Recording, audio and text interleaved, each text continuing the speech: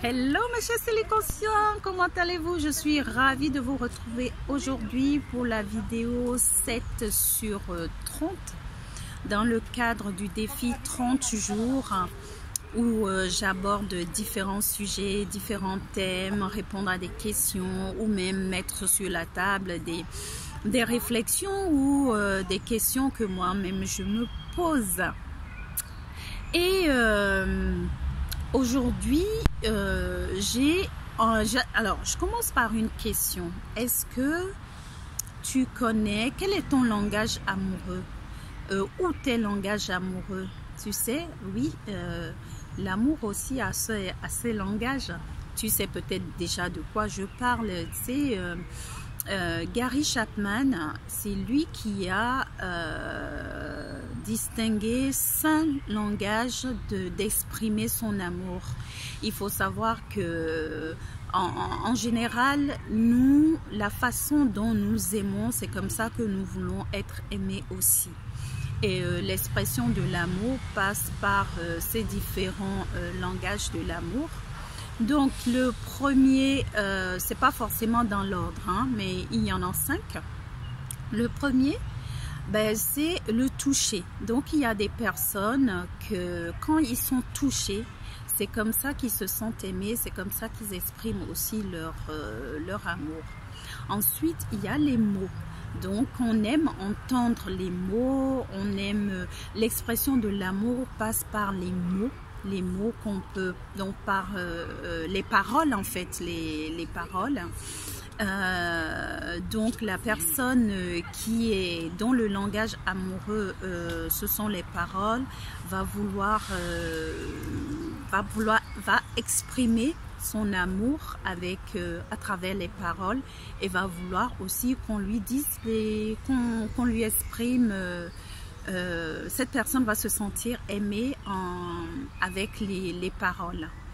Ensuite, il y a les personnes qui expriment leur amour par les cadeaux, donc en offrant des cadeaux et en même temps du coup se sentent aimées quand elles reçoivent des cadeaux. Et ensuite, il y a les personnes pour qui aimer ou se sentir aimé, c'est passer des moments de qualité. Donc, ce sont des personnes qui sont très à propos du temps de qualité qu'elles passent avec leur partenaire. Et pour finir, c'est les personnes qui expriment leur amour par les services qu'elles rendent ou qu'on leur rend, tu vois. Donc l'idée c'est d'être au clair avec ton langage amoureux.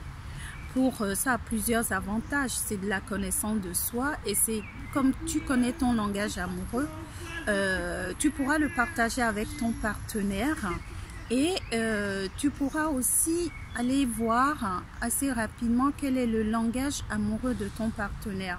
Parce que tu imagines par exemple, moi, c'est le toucher entre autres.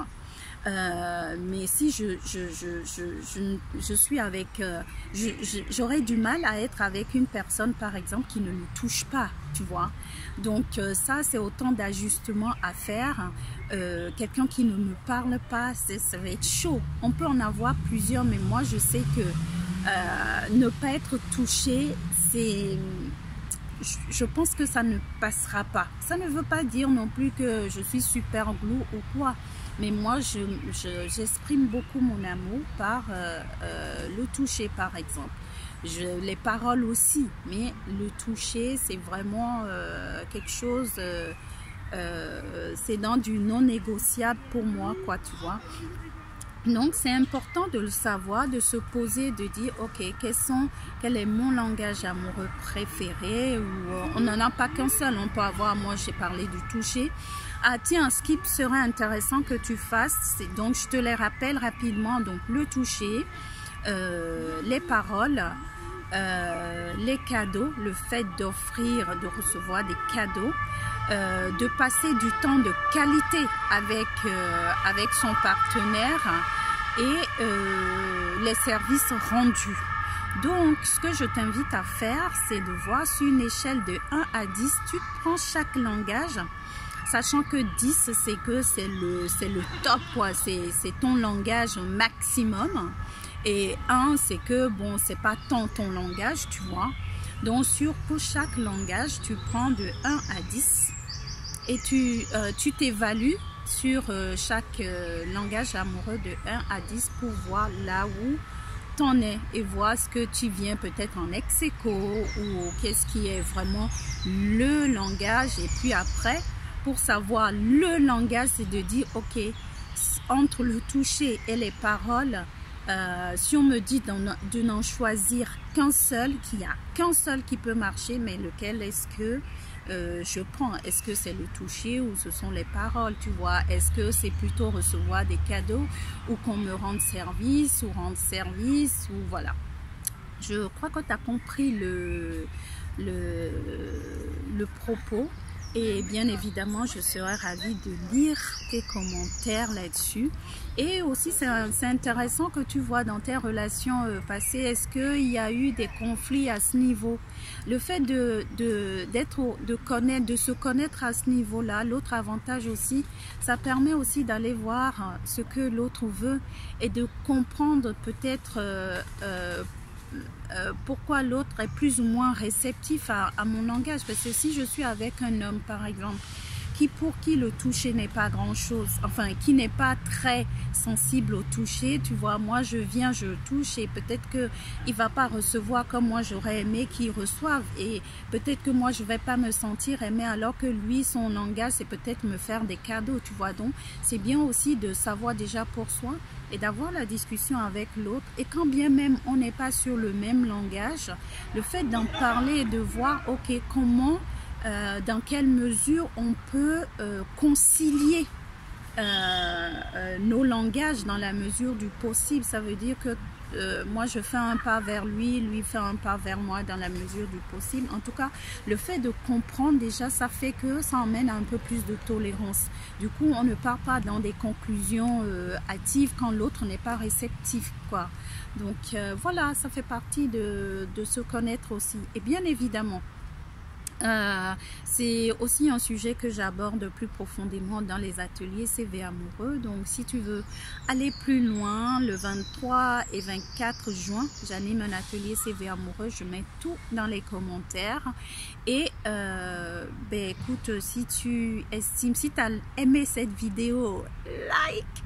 Et si tu estimes que ça peut apporter à d'autres personnes, partage et abonne-toi à la chaîne des Céliconscients. Voilà, comme tu peux le voir, je vais faire un petit tour, je profite de la nature, je suis dans un parc et c'est super sympa, donc je me suis dit c'est le moment de tourner dans le parc, c'est super cool aussi, quoi. J'aimerais bien que toutes mes vidéos, tous les jours, je puisse tourner en pleine nature comme ça. C'est juste, voilà, je fais un petit tour pour te montrer. Voilà, mais écoute, j'ai pas la plus grande stabilité parce que je mets en main, ça a bougé tout à l'heure, mais bon, écoute, c'est surtout le message que je passe qui compte.